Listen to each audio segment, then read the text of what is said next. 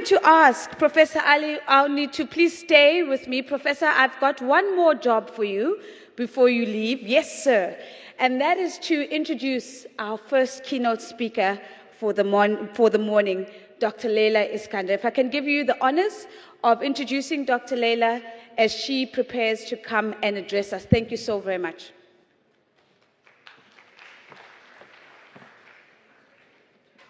I mean, I should ask her to introduce me. I mean, who am I to introduce Laila Iskander? When you think about environment in Egypt, Laila is central. It is central. She works with the garbage collectors. I'm talking about people really base of the pyramid. And she's not working with them from a charity perspective.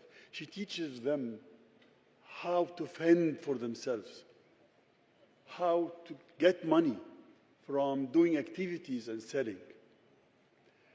So it's not just environment, it's really community development. Look at her profile. I mean, she was a minister of environment, and then she was a minister of informal settlements.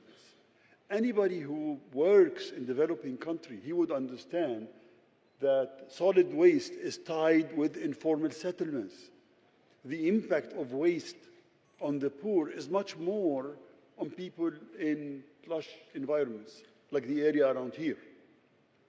So I'm humbled. I mean, I cannot introduce her. She should introduce us, me, and the AUC and the Gerhard Center. Without much ado, Dr. Laila, please.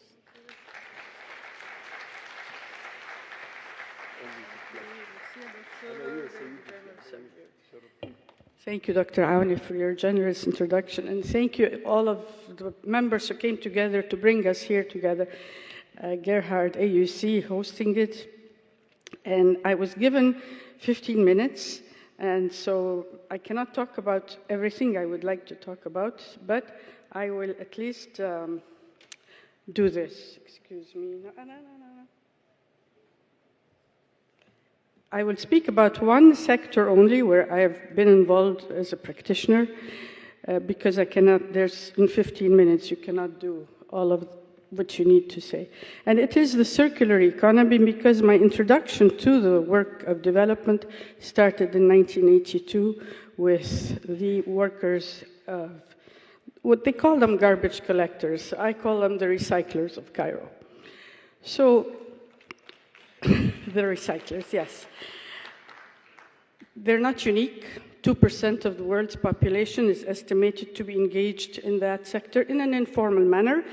It provides more livelihoods than the formal one, and their earnings vary widely, but they make more money than a government employee. So they make money. They finance their own livelihoods.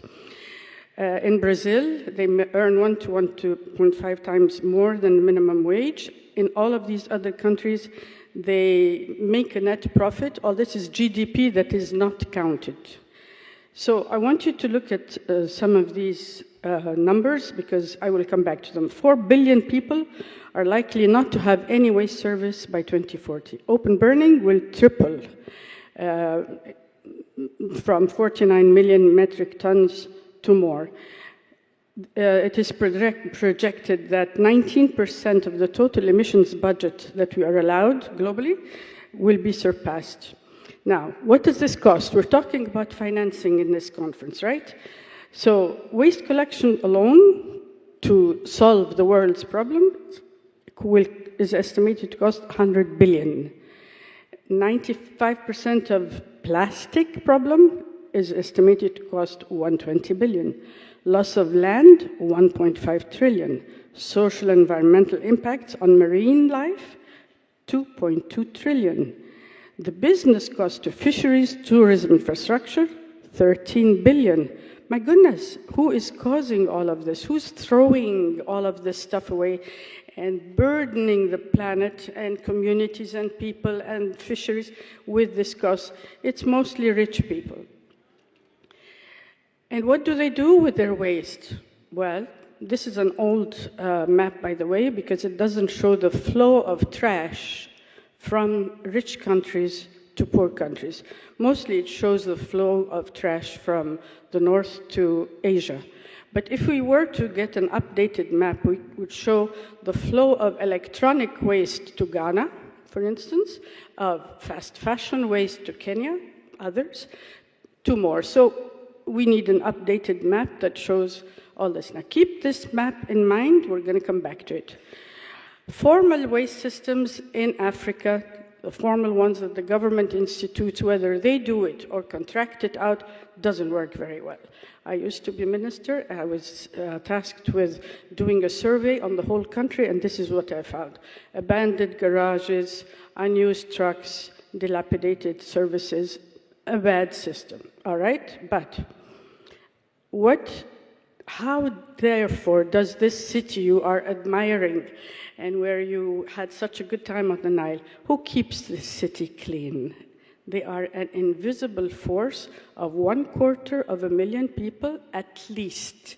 250,000 in Cairo. Now, when did they start? In 1945, before there were municipalities, before the government woke up to the need of waste management. Huh? So this is how they began, with donkey carts. How did they get them? Did the World Bank finance that? No. They bought it with their own money. They were farmers, they bought the donkeys, came up from the south, and started cleaning our city.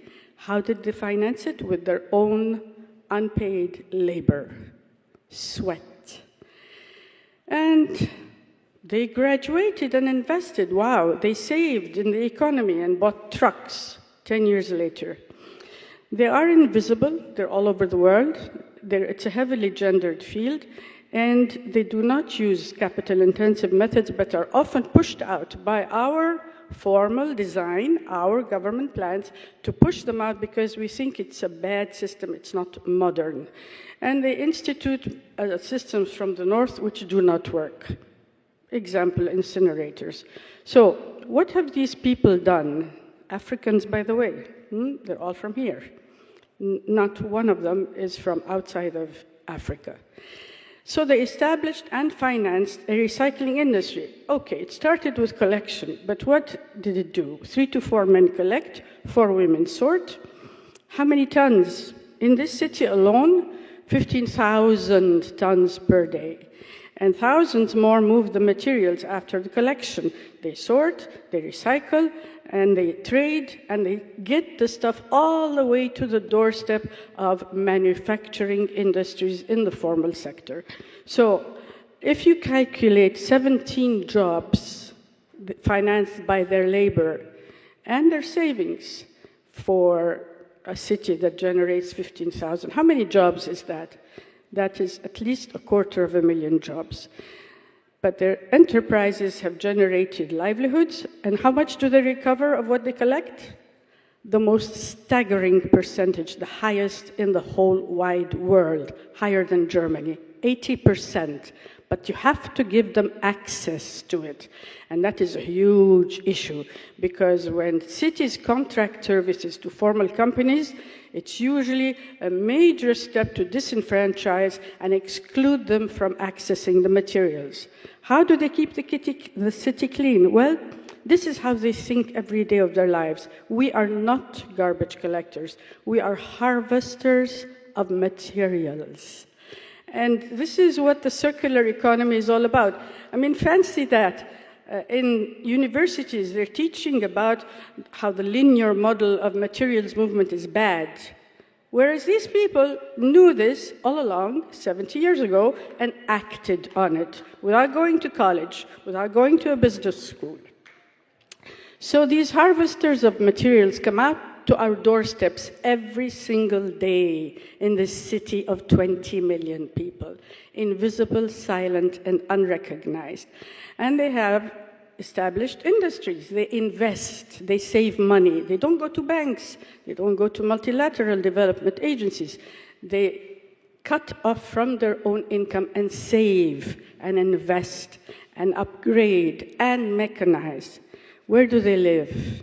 In slums. And that's where the environment and informal settlements come together. But they don't think of these places as slums. They think of them as transfer stations, hubs. In the north, and it's a notion that is important to us, a very bad notion, in my view. Transfer stations are big hangars where a lot of mixed waste get dumped from small trucks, and then larger trucks scoop it up and take it to a disposal site outside of the city, miles and miles away. They don't think of it that way because they are all small and medium enterprises. Every family handles 1 ton, and the pinpoints on this map are the number of enterprises. I was there in 1983 when our first compactor was installed. Today, there are 1,500 enterprises, financed entirely by their own savings and their own unpaid labor. So we're talking about financing development. This is a miracle of a story where the people of Africa finance their own livelihoods and the city's protection from cholera. Did the Ministry of Health pay them anything? Nada, nothing. And they established 6 recycling hubs surrounding the city. So 20 million people wake up every morning, they don't know what happens to their waste, but another quarter move the materials around, and they collect it on a daily basis and take it to the neighborhoods, family-owned small enterprises. But the official design, imported from the north, tells us you should establish huge consolidated facilities and get everything in so we can get a machine to do this. Oh, you want me to drive 250,000 people into hunger? Maybe crime? What kind of planning is that? So anyway, I won't go on that point for long, but here are just a few pictures of how this is done. The material is sorted by type, by color, by weight, by where it's going, by price. It's a very complex thing. But have they recycled the cleanliness of the city and machines only? No. They have financed the largest housing project in the country. The money they have earned from our trash has built very solid homes, no shanty town, no huts, solid homes, several floors high, where they live and their children live or rent out. So all of these massive investments are undocumented, and they come from the ever-growing consumption of the rich, which the poor, well, I don't want to call them poor, but the undocumented investors of our recyclers have bought machines, have created markets, and have created a massive industry. It is a heavily gendered field where women do, unfortunately, the brunt of the sorting, and it is all over the world, not just Africa, it's all over the world, because 2 million of the world's population works in that sector. It is all so pervasive that nowadays, this wonderful Nile that you enjoyed last night, the people who fish in the Nile are now finding it more lucrative to fish the plastic that the rich drop into the Nile, unfortunately, more lucrative than fishing fish. Bad situation. Kibera in Kenya has a huge number of recyclers, invisible likewise. Kaliecha, Western Cape, I know this place very well. I've been there very many times, and we've had exchange visits between their recyclers and ours, same thing.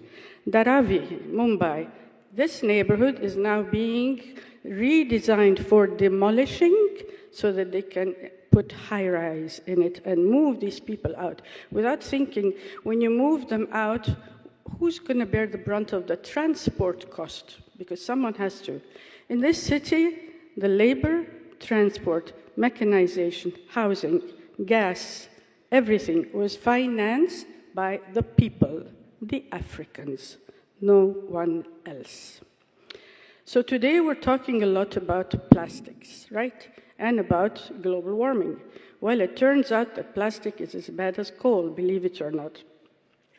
Because the emissions from it, they come from oil and gas, right? So if we go to renewable energy, which is good, Where will all of the oil go? It's naive to think that the oil and gas industry is going to stop extracting because we're going to renewables. They are going to go to plastics. That is a fact, okay? And the greenhouse gas emissions from plastics are equivalent to 189 coal plants. This is from CL. So where does the greatest leakage come from? From post-consumer plastic. So in this country, in 2019, because there was a law coming into effect called the Extended Producer Responsibility Law, for everybody that uses packaging is responsible to not just pay for its recovery, but document and track and report and submit to a third-party audit. They said, okay, let's try this before the law cracks down on us.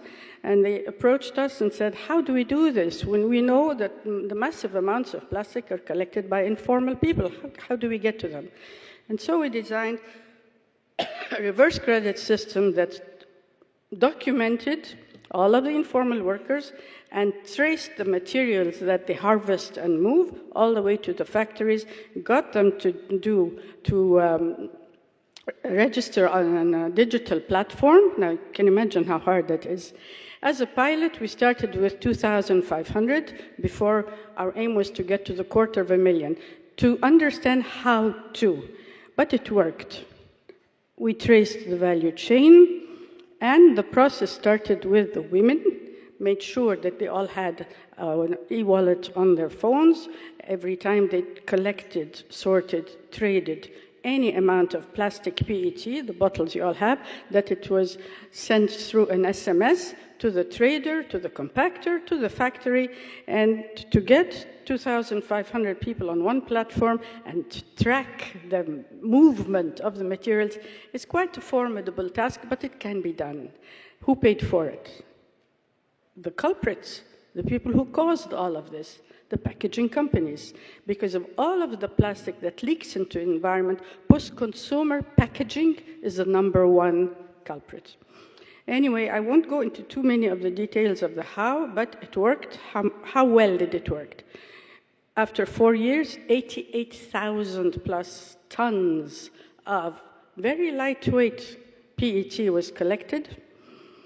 2,900 recyclers in the informal sector were onboarded and engaged.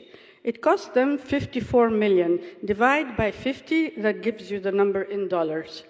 A pittance, nothing compared to their profits and to the damage. Remember the first slide I showed you about the cost? This is nothing compared to the cost to land, to fish, to emissions, to health, to marine life, and so on. And the savings in CO2 equivalent emissions are this number. And because this worked, we said, okay, do I have another case study for you? Yes, one that started way before. And I think there's a lot for Africa to learn because we have a serious problem with the North dumping its fast fashion debris onto our shores. This is how waste is sorted in the neighborhoods where these people live. It's not the best situation. It needs to be improved. We need to source, segregate. We need to protect them. But we're totally oblivious to their needs. It doesn't matter. Out of sight, out of mind. They can get sick. They can suffer. Doesn't matter. My home, I live in a clean neighborhood. It's fine. It's not fine. So we decided to emulate the sorting situation and know-how and respect that these people have know-how, local indigenous know-how, and started with clean rags from the fast fashion industry. We said, you know what, instead of dumping your trash on us, mixed in the garbage, we want it clean, and we want it free, because we're gonna pick it up, and we're gonna do something good with it, and it's not gonna cost you one penny to dispose of it, to incinerate it, to landfill it. And this is how it started in '87, with the girls who sort trash, these same girls who have to do the unhappy thing of sorting the city's mixed waste. They started coming in '87 and continue up till today. It's a nonprofit called Association for the Protection of the Environment. And here In 87, they started working on hand looms and produced beautiful materials which we now export. And they graduated all the way to patchwork quilts. Instead of just loom, they can sew. But the reality of their living situation is this.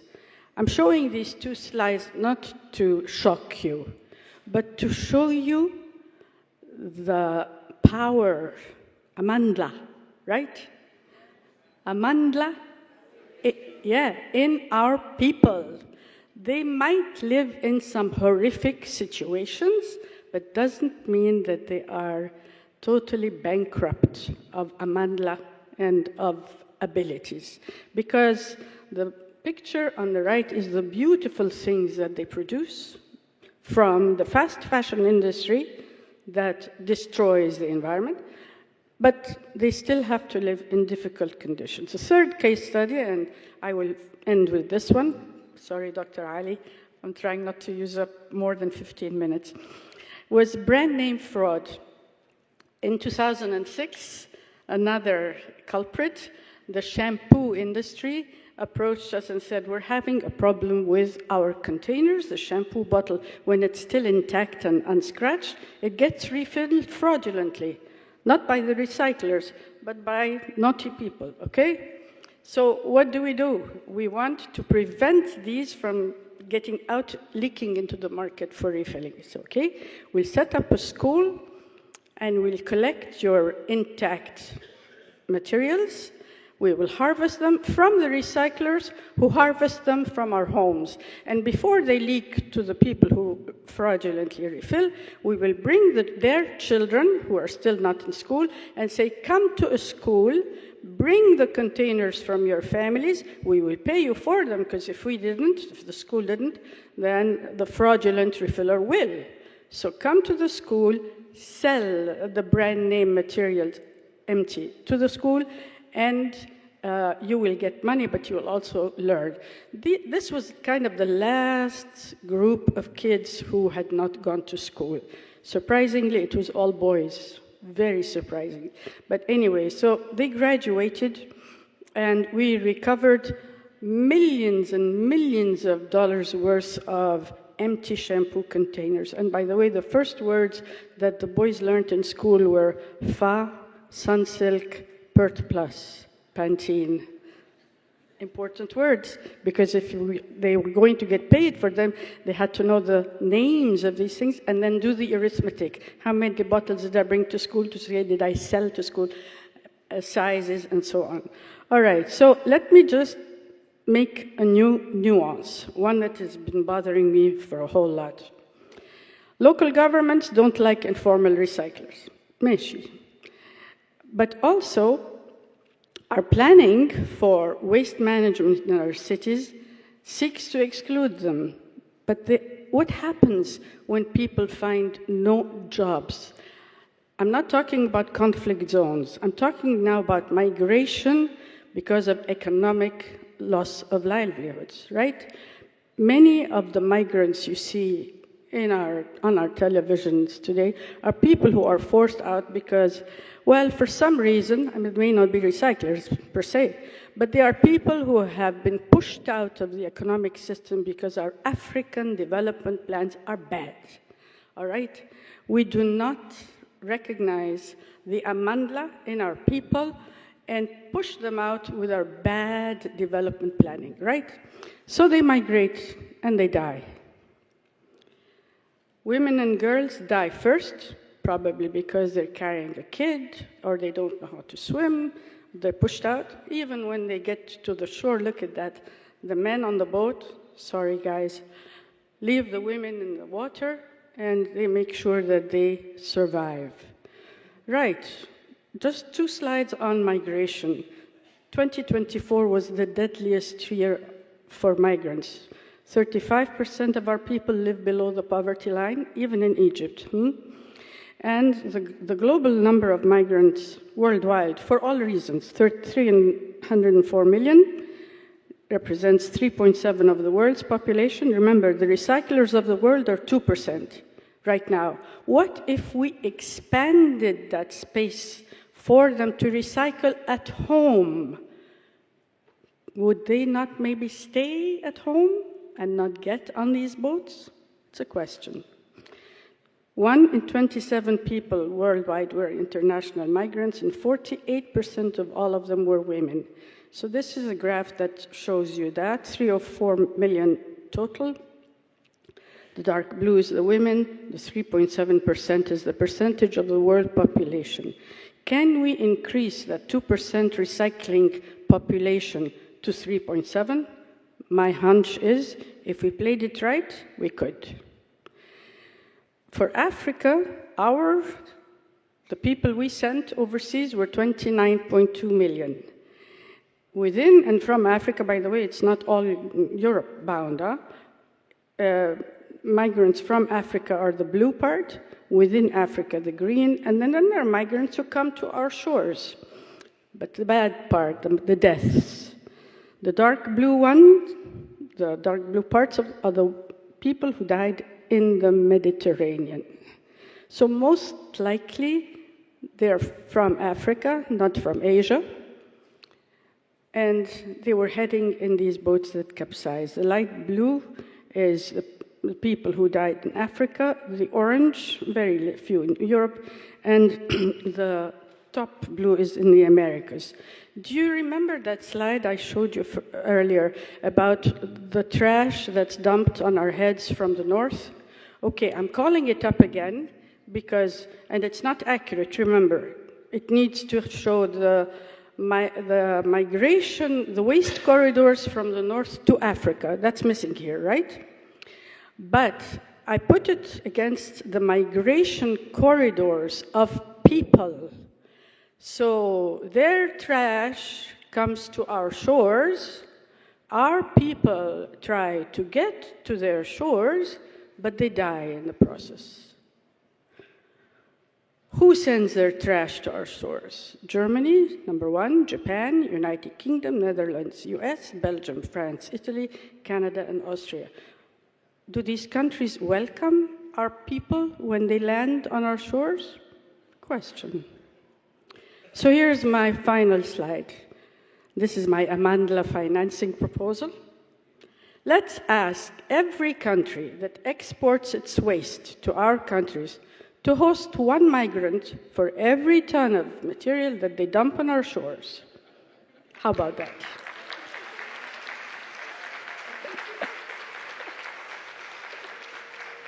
Or I have another financing. I know it all sounds preposterous, okay? Just blame it on me, call it whatever. My preposterous proposal, for each ton of waste that they export, okay, you don't want our people, we don't want them to leave.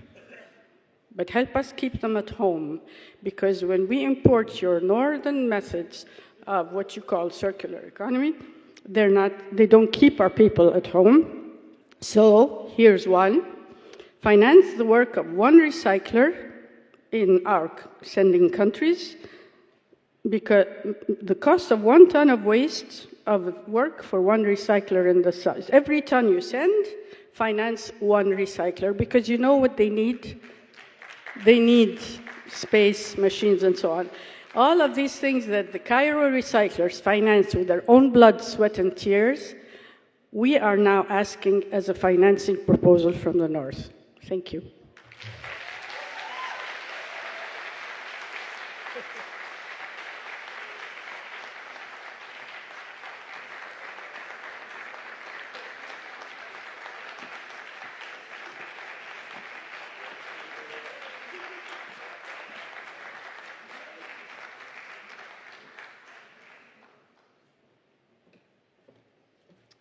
Ladies and gentlemen, and that is the Amandla financing proposal presented and widely accepted, it seems, here in Cairo on the stage of the 6th African Philanthropy Conference. Let's give Dr. Iskander a big round of applause, please.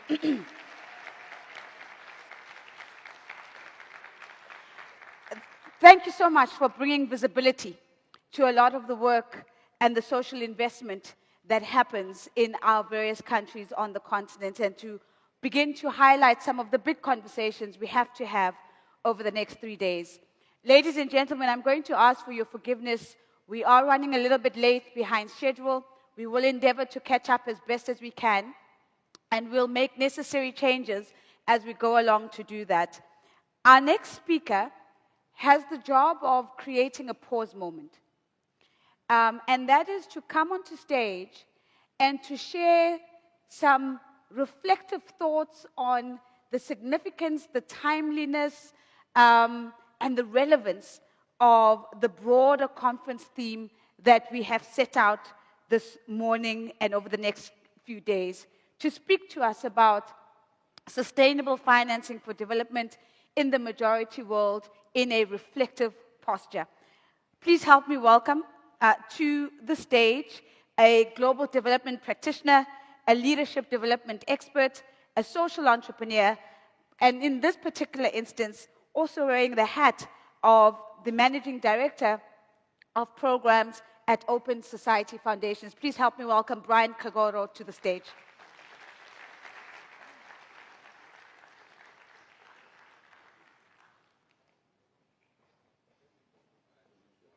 There is, Brian, if you don't understand at the podium, you're more than welcome to grab any of the microphones, or you can make your way onto the podium.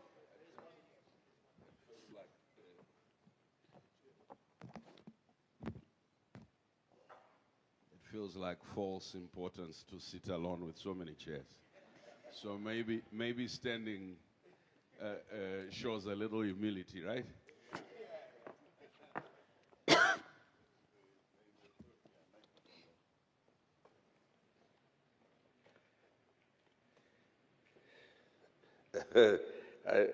Laila's speech is here. Laila, I can just continue your speech and I get the credits.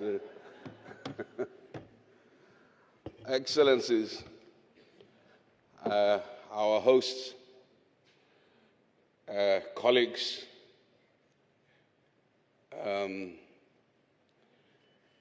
when we first started the conversation through the aegis of African Grantmakers Network, which later became APN, and out of whom the African Philanthropy Conference emerged, we were at a critical juncture in global politics. It was 2009, 2010.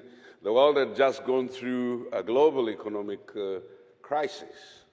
And as Africans, we had come to realize that Santa Claus had been robbed by his or her own excesses and didn't have goodies for us for Christmas, so we had to find indigenous solutions. And in that moment, the emergence of the Africa philanthropy market was impelled not purely by a desire to transfer resources from the global north to the global south, although that act is necessary as a part of reparations for all the ills, including the climate and related ills that Laila talked about.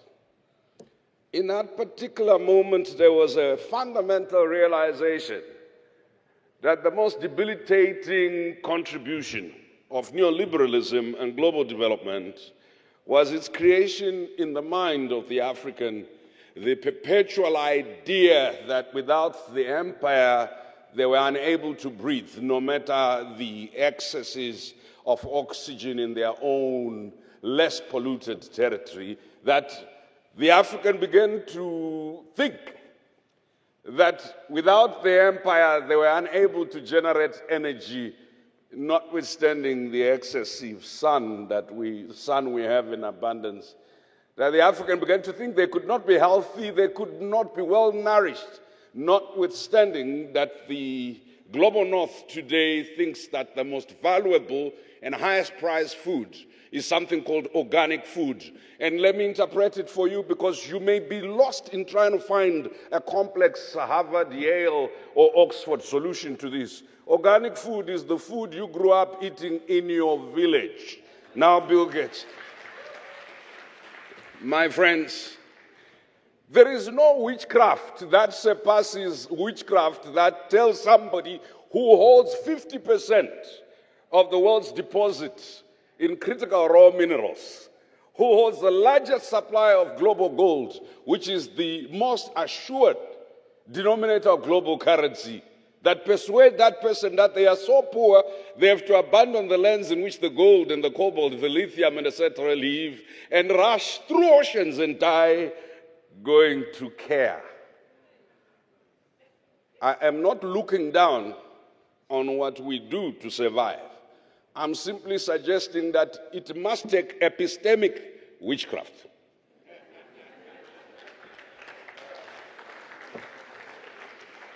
Friends, we are now back here. Bisi, it's good to see you. You are looking good. I don't know how you and Laila managed to sit with that lot of people, but I forgive you. Friends, the global moment we are in, Santa Claus didn't get robbed in the pub. Santa Claus lost the bag of goodies and lost the direction to the storehouse. We're back in a moment where we're talking about the global crisis that's affecting global cooperation, that's affecting global peace, that's affecting global climate, that's affecting every dimension of global dignity. And therefore, it is important for us to remember. And remember that when you keep Africans focused on tragedy and on the catch-up game, you will raise their capacity to understand the innate wealth that they hold. You know, I've been working on mining mineral resources. I even have a friend who was Minister of Solid Minerals in a very big country, and another friend here who was Deputy Prime Minister, and we're talking. Mining contributes only 10% towards most African countries' GDP, including South Africa. It employs only 8% of the labor force. Why am I telling you that statistic when I'm supposed to be getting you to reflect on philanthropy? Because the Kenya SACCO, which is the Savings and Credit Union of ordinary women and ordinary men, in 2023, it held 971.9 billion shillings worth of assets, which is $7.2 billion worth. Can I repeat that? Because sometimes we get impressed by figures. That means ordinary Kenyans outside the mainstream capitalist economy, when they were interacting amongst each other in trust-based economies, they built assets not from donor donations. Their own assets were worth $7.2 billion. This is just Kenya. We have the same practice in Egypt, in South Africa, in Zimbabwe, in Burundi, in Tanzania. The cooperative trust-based economies have been locked out of formal thinking about economy, and as a result, the industry that you and I represent, called philanthropy, has functioned on the basis that it can undertake salvation for those who already hold the keys to salvation. There is not a single philanthropy, including Gates, Open Society, Ford Foundations, put together that gives $7.2 billion to Kenya alone.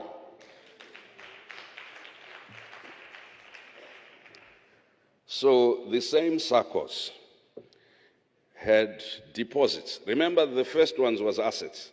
Deposits worth $682.1 billion, which is $5 billion worth of deposits. So they had $7.2 billion in assets, $5 billion in one country. So for all the smart African thinkers, I see my brother Jibril here, who's been doing remittances. So add the figures for remittances.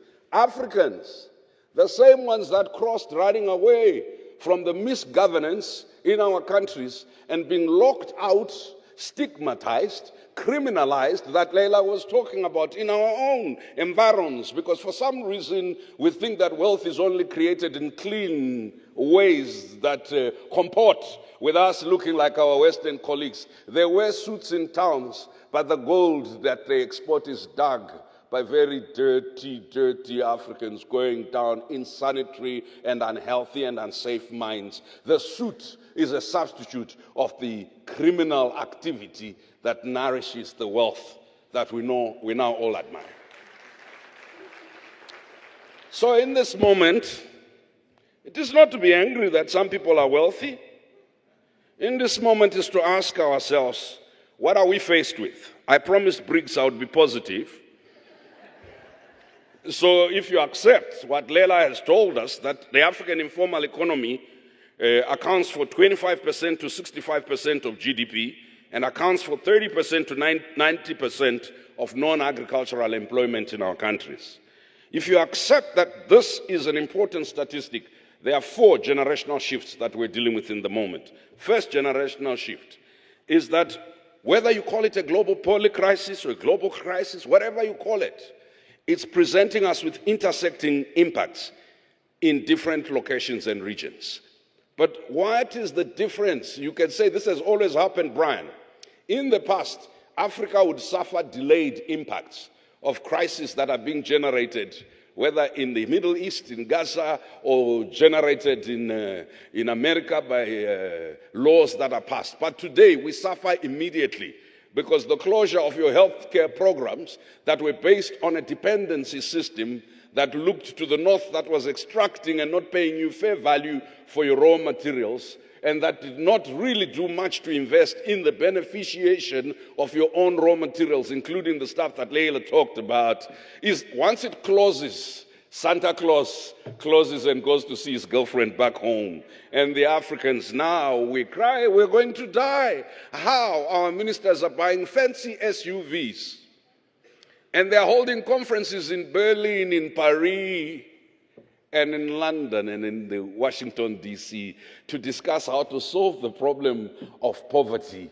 And they go, 300 of them, to the UN General Assembly to go and pass a resolution on how to deal with a problem that Laila has told us, just change how you treat your own people. Focus on what matters the most. So we no longer see delayed impact because of technology. So anything China does, we feel it immediately.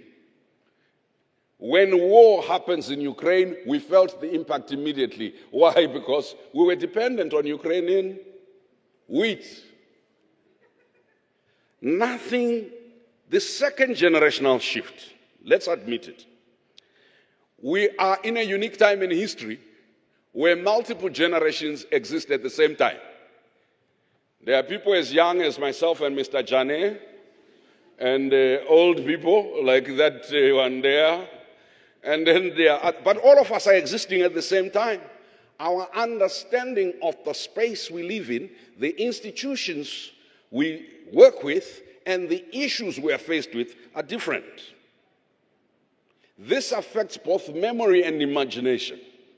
Those of us who saw that high noon in the moment when the UN took a decisive stance to build a global movement against apartheid cannot understand the same UN unable to deal with the problems that we face today. But when you talk to young people who never saw that UN, Mr. Jane, they're like, what is Brian talking about? I used to be my boss, and so he gave me a hard time. Allow me, I have the mic today. So the challenge for philanthropy, Briggs, has been then we tend to focus on the latest and most visible thing. We even find Americanese to deal with it. A big bet, opportunity, and etc. Now, the life of an African is not a big bet nor an opportunity. It has been lived in continuities of exclusion, of erasure, of dehumanization, of dispossession. Now, there's no single opportunity you can do to erase that history, unless you are suggesting to the African, forget everything that has happened to you. Just forgive and forget. and then forget that those who did this still hold that wealth and continue in its privilege and its benefit. I want us, as those working in philanthropy, to understand that the challenge today is not simply how well we focus on Gen Z, because the Gen Z tragically have to take care of their aging parents whose pensions have been eroded by dysfunctional economic systems. The Gen Zs today have to focus and to take care of the next generation, which, if we don't do the first struggle that my generation was fighting around sovereignty over our natural resources and ownership of our space and of our knowledge, the Gen Z will be stuck with technology. They'll be technologically savvy. They will know how to operate digital currencies. And the only place they can really make those function will still be owned by the great-grandchildren of the same people who dispossessed their great-grandparents.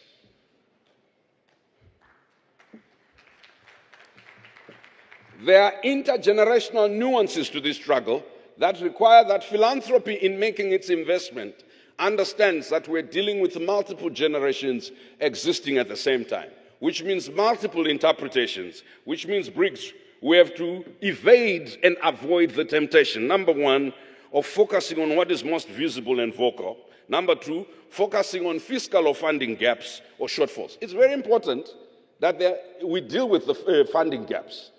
But if we focus on only dealing with funding gaps, the challenge we have will never arrive at emancipation, right? We may deal with a fiscal problem and not deal with a liberation or liberty problem. We will still be dependents in 20 years' time. And when another crisis happens, another conference will happen at the university here in Cairo, and Africans and their partners will be discussing how to deal with the new development financing challenges. No, it's not a challenge of development financing. It's a challenge of common sense and logic. We now need to teach courses in national wisdom and cleverness, as Kempton Makamure said. Whilst it's important for us to focus on failing transnationalism, the UN and etc., what has failed is we've been allowed to believe our communitarian ways of doing are anti-capital and anti-progress.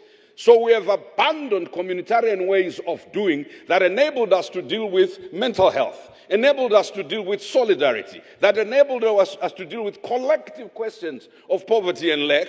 And so we were told that in order for us to develop, we have to be very individualistic. We have to pursue 7 steps to success, 9 steps to happiness, 49 steps to wealth. We've pursued the steps. We're now at the top there with private jets, and our people are doing what Laila was describing, creating the real wealth and the real value for our societies. Our pension funds have no way of matching with the people that Laila was describing, because our pension funds have been psychologically geared to think that financing is about getting some guy who wants to build some big highway only, or somebody who wants to build some big building with air conditioning. It is not about how to deal. The pension funds in Africa, who is paying pension in Africa? Sorry, who's paying pension in Africa? So if we are rethinking financing, we have to rethink laws and regulations about pension funds that have been deposited in Europe and elsewhere. How do they become matching funds? African national development banks, African regional development banks, instead of simply thinking that we have to build big macro infrastructure. Micro infrastructure is necessary for you to build local economies that will make local content laws about value addition and beneficiation worthwhile. Because you can't do backward and forward linkages to the rest of the economy, education and health and etc., by simply building a big highway that gets to the port, as important as it is. Because democracy happens in the people's lives at the local level, and the economy happens at the people at the local level. And why do we count rich people as poor? Is because those who, like me, earn salaries and speak good English, who have never encountered wealth, only think wealth is what they've seen in New York. So rethinking money, resourcing is important. The 4th challenge is the shift when it pertains to knowledge, data, and ideation. Friends, data is the next oil. Data is the next oil. Africans generously, lavishly give away their data. It's unbelievable.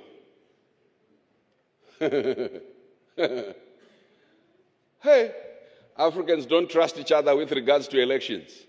They find a European firm and say, come and develop our biometric voting system. In the agreement, they actually have no prohibitions on the use of that data.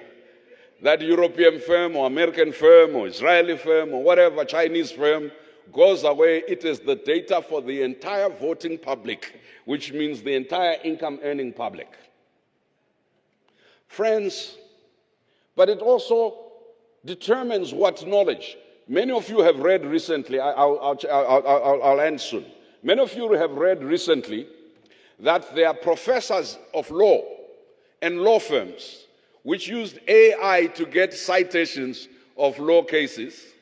And then they did this, and it was found that the cases didn't exist. You know why? Because AI can imagine things into the future. So basically what has happened is, if you look at the positive side, we need, and we'll hear from Professor Mtambara and others who are experts in AI, how to leverage AI for continental and local development.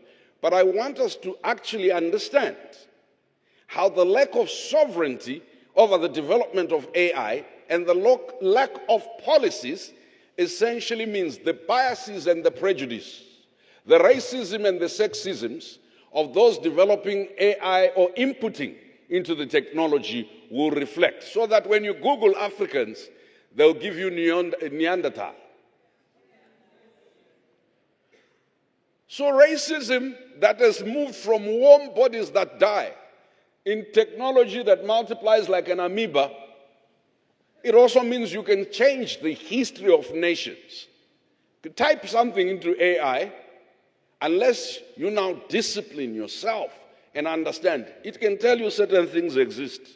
I tried to Google the wife of the Pope. It gave me 3 names.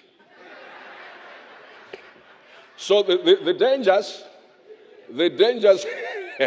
I'm sorry to the pontiff, yeah.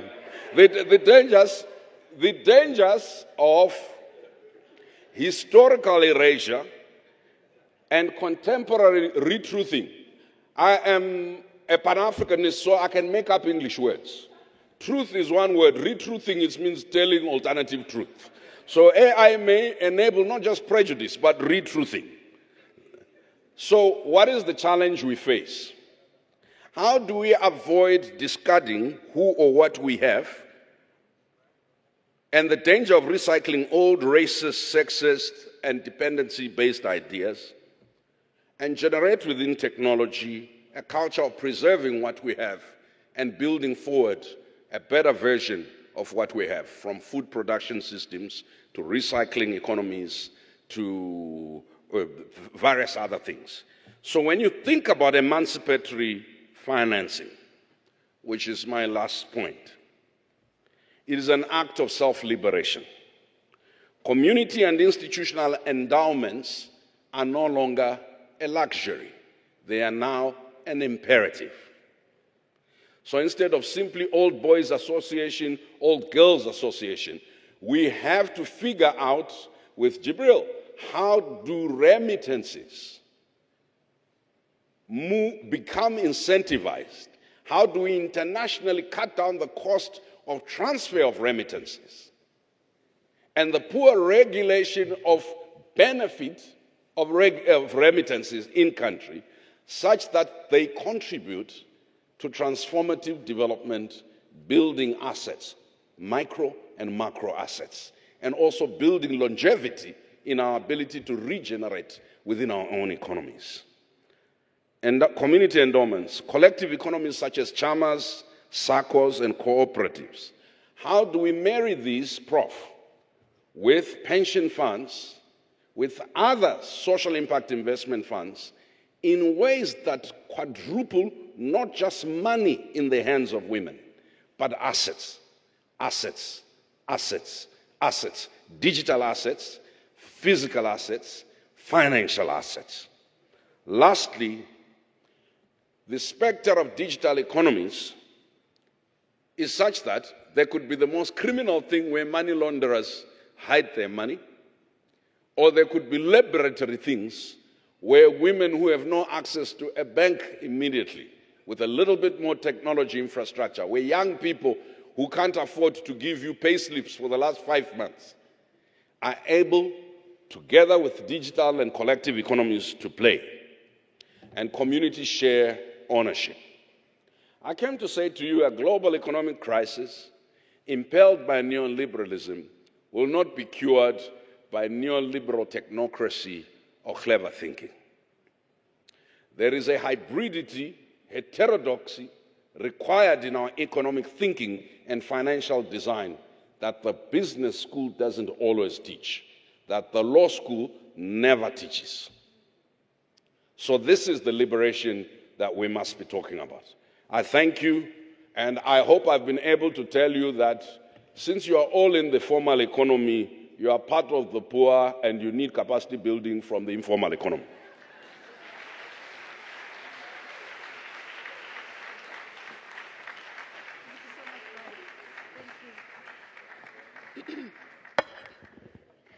I feel like I've been to a revival. And I want to almost jump up and down and break into song. Brian, thank you very much. Thank you for reminding us what happens when memory meets imagination. If we're courageous enough to go to those places and to ask the difficult questions, maybe, just maybe, we can help Santa find his way home and stay there. And maybe, just maybe, we might release ourselves from epistemological levels of understanding of witchcraft. Now, those are not my takeaways, but what I do want to say is that we do have a hashtag. It's hashtag 6th APC. So if you're hearing sound bites, highlights, things that are standing out for you, we'd love for you to share it with the rest of the world outside of this amazing auditorium so we can really expand the conversation. What we're looking for is emancipatory financing. Thank you, Brian. Now, ladies and gentlemen, one of the things I've been asked to do is to bring back a little bit of physical energy in the room. I'm not going to ask you to move, to see people, but I am going to ask you just to stand up, give yourself a little shake, so that we can just get a little bit of a leg stretch, including everybody who considers themselves a young person, and an old person, and a middle person.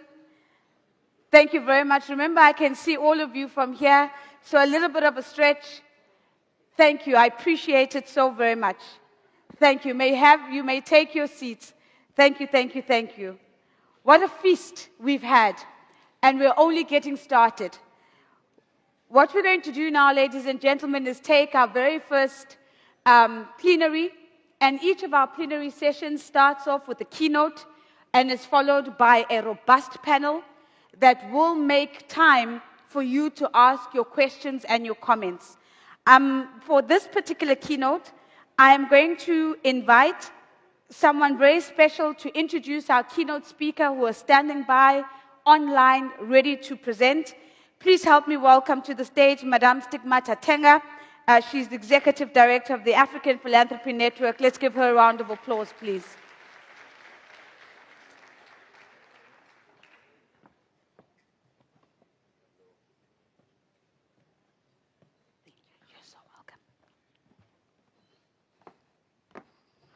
Hi.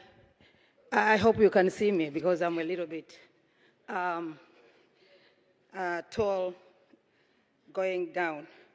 I hope it's still morning. Good morning, everyone. Happy to see familiar faces and to connect with new faces here. Ndidi, I hope you can hear us. Greetings from the 6th Africa Philanthropy Conference, and thank you for making time to join. And also thank you for your patience to wait. And just for everyone, Didi Noel is the Executive Director of One Campaign.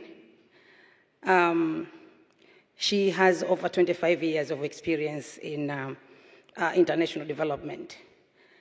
And Didi is one of the daughters of Africa who started her career in Chicago, but then she decided to leave and come back to Nigeria to serve as the first director of the Fate Foundation and founded Lead Africa, a non-for-profit organization that is committed to developing dynamic, innovative, and principled African leaders. And the Food for Change, and also she founded the Food for Change Makers, which provides support for African entrepreneurs to start and scale resilient and sustainable agribusinesses.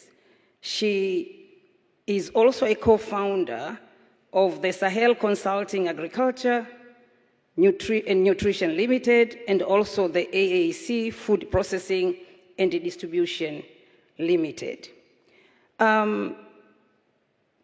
Didi, thank you very much for joining us today. And thank you. Yeah. Thank you for having me. I hope you can hear me. Yes, we can hear you loud and clear.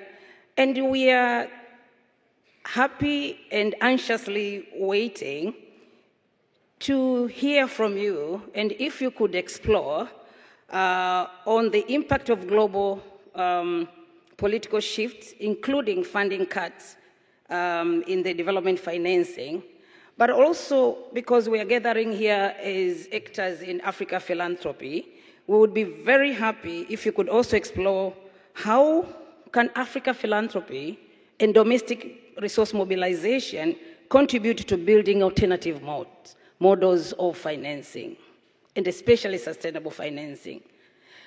Colleagues, help me and join me to welcome Didi to share her remarks. Thank you so much.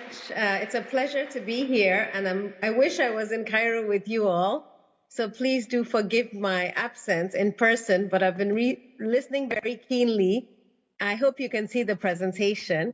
And it's a very hard act to follow Brian Kagaro, who is a dear friend and comrade in the ecosystem. Shout out to Becky Moyo and all the friends in the room. I'll try to do this in 10 minutes, just to do a few, share a few thoughts with you. And if you cannot hear me, please do shout out a chat. So my name is Ndidi Muneli, as been mentioned. I'm the CEO and president of the One Campaign. For those in the room who don't know One, we're a global advocacy organization that fights for a more just world by demanding the investments needed to create economic opportunity and healthier lives in Africa. And our vision is that Africa is an equal player. And like many of you in the room, we're really charged by the changes that need to be made in our ecosystem. We recognize that many of us have been at the forefront of these battles, fighting alongside One, fighting alongside many, many other activists, committed change agents, and social innovators to have made some progress. And I think it's important that we recognize that there have been declines in child mortality, there have been declines in maternal mortality. The life expectancy is gradually increasing. We've seen some shifts that are positive. Not all our shifts have been negative, but they are critical issues. And with the geopolitical shifts, the traditional partners cutting back, shifting from development to defense spending, the public sentiments in Africa and around the world deepening for my family and country first before my neighbor, and the trade wars. There are real vital changes happening. Many, many countries have cut their giving, and we see this across the board. We see only a few countries committed, but most countries are down to 0.2 or 0.3% of GDP to giving. However, when we look at all the regions of the world, I mean, as an African committed to change and a social entrepreneur who has built about 6 organizations on the continent and helped create about 20 that are thriving, it breaks my heart to see that we're the only region of the world that still has rising poverty levels. It's unacceptable. As Brian said, it's unacceptable, as the previous speakers have said. And for me, when we dig into the issues, we have 30 plus countries spending more on debt servicing than on health. We have our countries spending more money, leaving the country to pay for debt repayments than what is coming in. I think in 2023, we saw that African nations were spending about $43 billion in debt repayments. And at that time, about $42 billion was coming in to the continent. for development. We're the only region of the world that still has such high out-of-pocket expenses for health, for education. Only about 1.5% of our GDP in most of our countries is spent on health financing.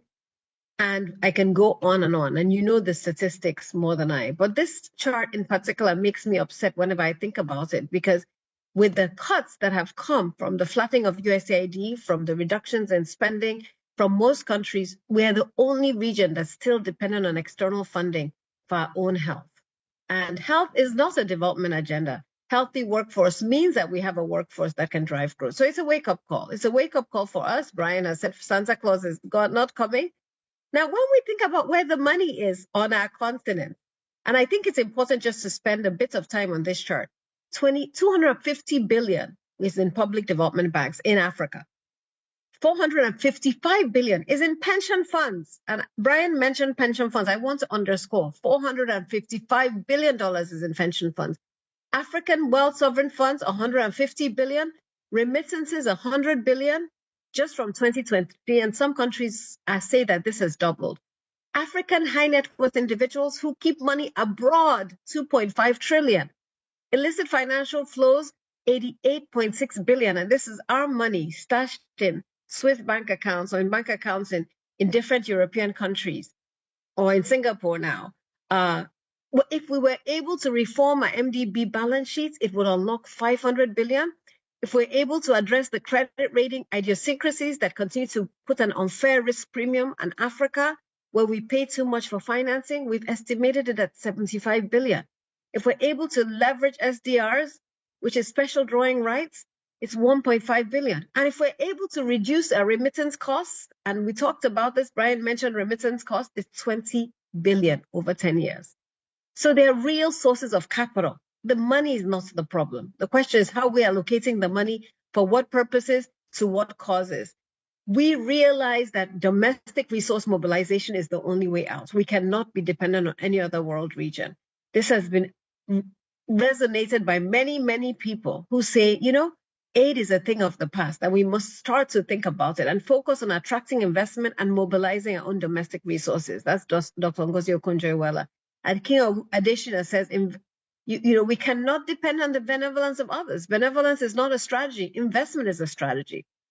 And we have articulated a very robust way out in Agenda 2063 by African Development Bank.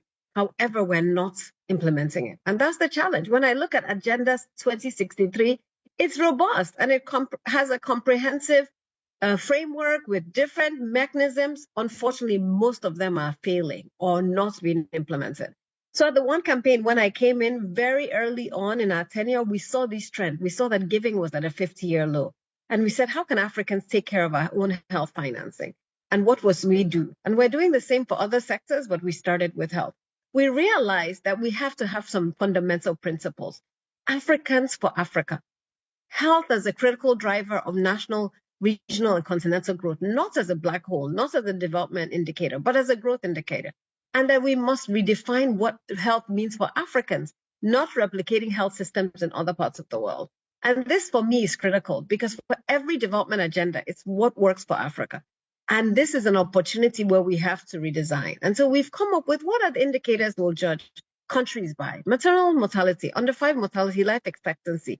And that we can't just think about health as basic health care, but clean water and nutrition, which are critical for all the components, but also how we prepare for pandemics. And we did look at the gap. We said, if the gap is $50 billion that has been cut, how can we fill it? Where are the sources of growth that we can unlock? So we looked at efficient and effective systems. How can we remove the corruption in our systems as they exist?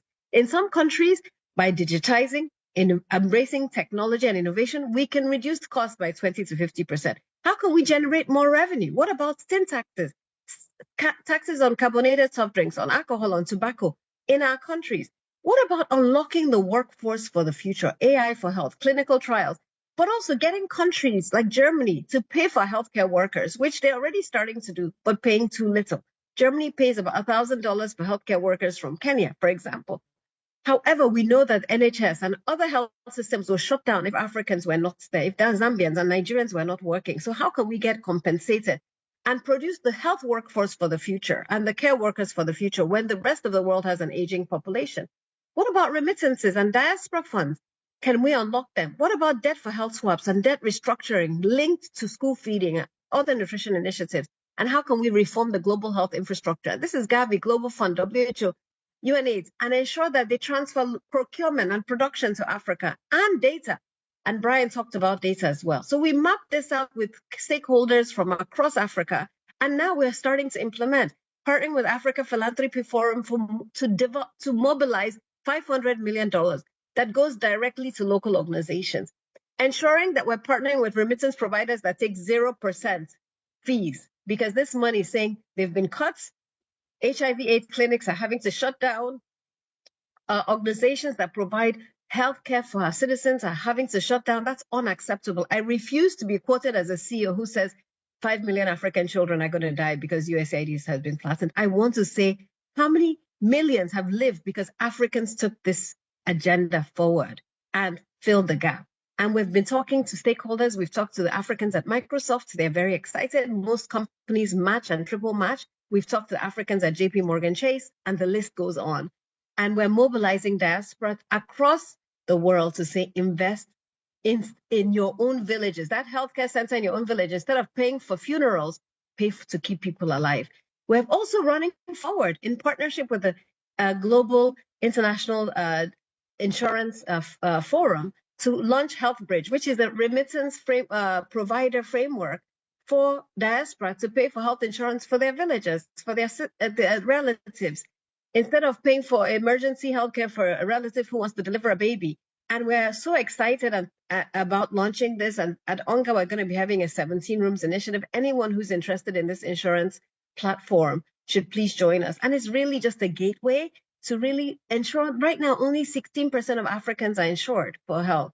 We want to increase that to 30%, partnering with the diaspora. And I could go on and on and on. We really believe that unless we address the fundamentals of the financial infrastructure, we cannot unlock domestic resource mobilization. So one is using this year as African Union hosts the G20 and South Africa hosts the G20 to take on this issue of the cost of capital. We pay 500% more than our counterparts for debt. Domestic investments, private equity, venture capital, growth capital, and this is unacceptable. So we're dismantling the barriers that really unlock the potential here. And this is key. And we're also using every opportunity to change narratives about Africa, because we must change our own narratives within our continent and global narratives that Africa is not a risk. Africa is an opportunity. Africa is the investment. They say Africa is risk. Interesting. But stay with me. You mean Lagos, where fintech rises before the sun? Or Joburg, where Charles LeBron didn't walk? Or Dakar, where rhythm breaks the rules? Risk? No. This is return. Return on belief. On the girl in Enugu sketching dreams which are cool. On the boy in Soweto coding futures from a shared laptop. And a Nigerian musician making dreams from a stolen laptop. On the market woman in Kumasi who knows profit without spreadsheets. On justice. For once, we know how to build with bruises. Remix scarcity into rhythm. We stretch coins into companies, our sweat, blood, and bodies. We take what the world throws away and say, not so fast, Abiku. We reinvent. You still don't get it. This is not aid. This is alignment. You don't donate to us, you partner, or you get left behind. Because the continent moves quietly, powerfully, unapologetically. So your hesitation is your loss. Because what we call hustle, you call innovation 20 years later. We are not waiting for green lights. We are building roads on red. We are not fragile. We are anti-fragile. Our wounds became weapons. Our delays became data. Our waiting made us wise. Africa doesn't need your charity. Africa is your clarity. On where the future breathes. On where the world resets. On where value multiplies like cassava after rain. So if you fear risk, don't come. But if you're looking for a return, on imagination, on resilience, on tomorrow. Welcome. Welcome to Africa. So that's one example of how we're changing narratives. We had They say something, Africa. sorry, we had something similar in Africa Day all over the world. I was in the US Africa Day where we had something at the Congress, and we had a return on investment image to say Africa is not a black hole, it's an opportunity. But we need political will, we need data, we need transparency, and we need champions because we cannot make this happen on our continent. I have built many organizations, and one of the ones I'm most excited about is Wealth for Impact. And I just want to underscore that in addition to all the great networks we have, and I applaud all those in the room who have built out philanthropy, we still have individuals who do not know where they stand on the philanthropic landscape. And so we're helping families, early stage families, structure their giving and to ensure that as they're generating wealth, they're also thinking about like long-term impact. And there will be people sitting in the rooms in future for the Africa Philanthropy Forum, Africa Philanthropy Network. And we've already started helping families quietly because they don't want to be known over the last 3 years because we need African philanthropists who fill the gap. So as I round up, I just want to say that for me, I would really appeal to you coming out of this session to realize a sense of urgency. We must, as Africans, think differently. We must invest in our own resources and we must invest in domestic resource mobilization, growth, and catalytic capital. But we need our philanthropists to recognize their roles as catalysts, investing and addressing wicked problems, pooling resources, and investing in local organizations and system change. We need philanthropists to stand in the gap on elections and democracy and the rule of law. Those wicked problems Brian and others take on, we need local Africans standing the gap. We need civil society to lead by example, building strong, transparent, and accountable organizations. Planning for their succession, leadership succession has been a bane of our civil society, especially for social innovators, investing in the next generation and holding our governments accountable. And we need to partner with private sector to scale local solutions that drive impact. I'll tell you that for me at one thing that has struck me in this last 15 months or 16 months I've been here is the challenge that many of us have ceded space in building bridges to the rest of the world, and Africa must be recognized as an equal player. And I'll end with one of the quotes that keep me going. It's an Igbo quote that says, "Mbelede kaja madike." It's during times of crisis that you know who is resilient, who is innovative, and who is brave. It's during times of crisis that we know who is resilient, innovative, and brave. And I think sitting in this room today are people who are ready to rise up to the challenge, to think differently, to challenge the status quo, to grow our continent, to change narratives, and to ensure that we leave this continent better than we found it for future generations. Thank you so much and enjoy the rest of your day.